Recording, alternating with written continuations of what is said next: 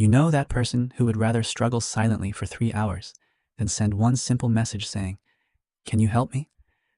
The one who says, "It's fine, I'll figure it out," even when it is very clearly not fine.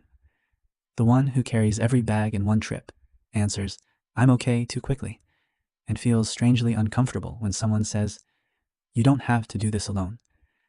That person isn't always cold. They're not always stubborn, and they're not trying to prove they're better than everyone. Society calls it pride, but psychology sees something deeper. For some people, asking for help doesn't feel like a normal human thing. It feels like exposure, like opening a door they've spent years keeping locked. A small request can feel like a confession. "I can't handle this."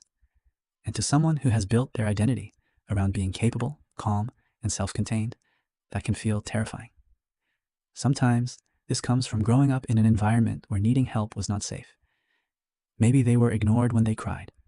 Maybe they were called dramatic, needy, weak, or too sensitive. Maybe every request came with a sigh, a lecture, or a reminder of how inconvenient they were. So over time, they learned a quiet rule. Don't need too much.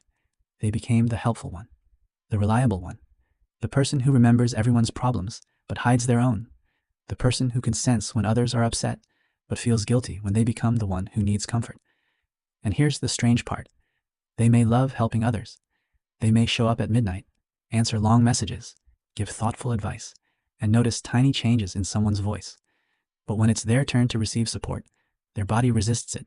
They say, "No, I'm good," even when they're exhausted, even when they're quietly hoping someone notices anyway.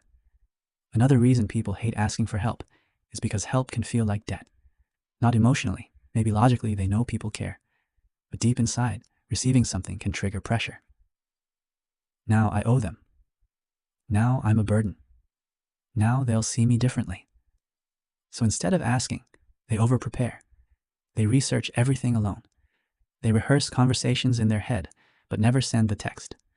They spend the night fixing a problem someone else could have solved in 5 minutes. Not because they enjoy suffering, but because independence feels safer than vulnerability. And sometimes, asking for help threatens control. When you do everything yourself, at least you know what to expect. You don't have to wait for someone's response. You don't have to risk disappointment. You don't have to feel that small sting when someone says, "I'm busy," even kindly. So the person chooses silence. They clean the kitchen while overwhelmed. They smile through a difficult week. They say, "Don't worry about me," while secretly wishing someone would worry just a little. If this sounds like you, there's nothing shameful about it. Being independent is not a flaw. Self-reliance can be beautiful. It can mean you are resilient, resourceful, thoughtful, and strong in ways people may never fully see. But strength becomes lonely when it turns into a rule you are never allowed to break. There is a difference between choosing to handle something yourself because you feel capable and refusing help because needing anyone feels unsafe. One is confidence. The other is protection. And protection usually has a history.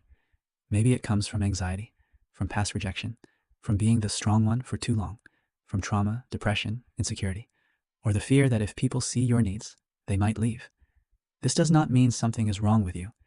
It means your nervous system may have learned that being low maintenance was the safest way to be loved. But real connection is not built on never needing anything. It is built in the quiet moments where someone lets themselves be seen before they have everything figured out. Asking for help does not make you helpless. It makes you human. And the people who truly care about you are not keeping score every time you need support. Sometimes the bravest sentence is not, "I can do it alone." Sometimes it's, "Can you stay with me while I try?"